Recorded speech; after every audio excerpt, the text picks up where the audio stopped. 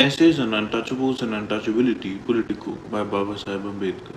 Chapter 1 4a. It is thus clear that the population of the untouchables has been estimated to be somewhere around 50 million. That this is the population of the untouchables had been found by the Census Commissioner of 1911 and confirmed by the Census Commissioner of 1921 and by the Simon Commission in 1929. This fact was never challenged by any Hindu during the 20 years it stood on the record. Indeed, insofar as the Hindu view could be gauged from the reports of the different committees appointed by the provincial and central legislatures to cooperate with the Simon Commission, there can be no doubt that they accepted this figure without any demo. Suddenly, however, in 1932, when the Lothian Committee came and began its investigation, the Hindus adopted a challenging mood and refused to accept this figure as the correct one. In some provinces, the Hindus went to the length of denying that there were any untouchables there at all. This episode reveals the mentality of the Hindus and, as such, deserves to be told in some details. The Lothian Committee was appointed in consequence of the recommendations made by the Franchise Subcommittee of the Indian Round Table Conference. The committee toured the whole of India, visited all the provinces except central provinces and Assam. To aid the committee, there were constituted in each province by the provincial government provincial committees comprising, so far as possible, spokesmen of the various schools of thought and of the various political interests existing in each province. These provincial committees were in the main composed of members of the provincial councils with non-officials as chairmen.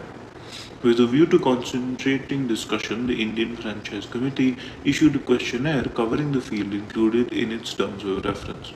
The procedure laid down by the Franchise Committee was that provincial governments should formulate their own views on the points raised in the questionnaire and discuss them with the committee, and that the provincial committees, who were regarded as the authoritative advisors, should independently formulate their views and should, at their discretion, conduct a preliminary examination of witnesses on the basis of their written statements.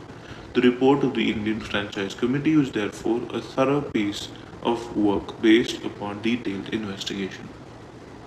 The letter of instruction sent by the Prime Minister to Lord Lothian as chairman of the Indian Franchise Committee, and which constituted the terms of reference of the committee, contained the following observation. It is evident from the discussions which have occurred in various connections in the Indian Roundtable Conference that the new constitution must make adequate provision for the representation of the depressed classes, and that the method of representation by nomination is no longer regarded as appropriate. As you are aware, there is a difference of opinion whether the system of separate electorate should be instituted for the depressed classes, and your committee's investigation should contribute towards the decision of this question by indicating the extent to which depressed classes would be likely, through such general extension of the franchise as you may recommend, to secure the right to vote in ordinary electorates. On the other hand, should it be decided generally or in those provinces in which they form a distinct and separate element in the population, your committee's inquiry into the general problem of extending the franchise should place you in possession of facts which would facilitate the devising of a method of separate representation for the depressed classes. Accordingly, in the questionnaire, what was issued by the Indian Franchise Committee was included the following question. What communities would you include as belonging to depressed classes? Would you include classes other than untouchables, and if so, which?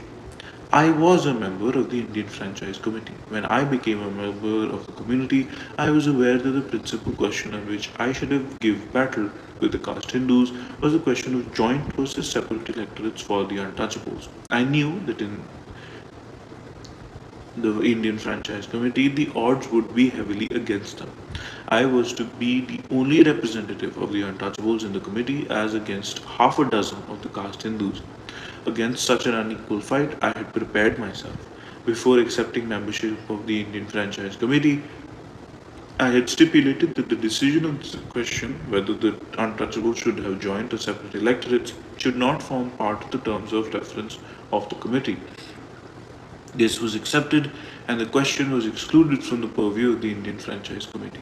I had therefore no fear of being outvoted on this issue in the committee, a strategy for which the Hindu members of the committee did not forgive me. But there arose another problem of which I had not the faintest idea. I mean the problem of numbers. The problem of authority.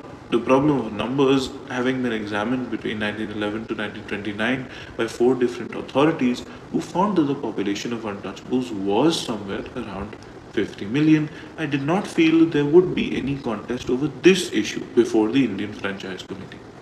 Strange as it may appear, the issue of numbers was fought out most bitterly and acrimoniously before the Indian Franchise Committee.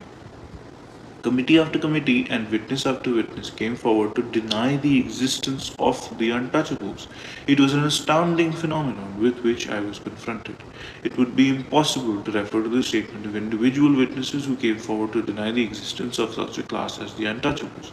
It would be enough if I illustrate my point by referring to the views of the provincial franchise committees and their members relating to the question of the population of the untouchables. The end.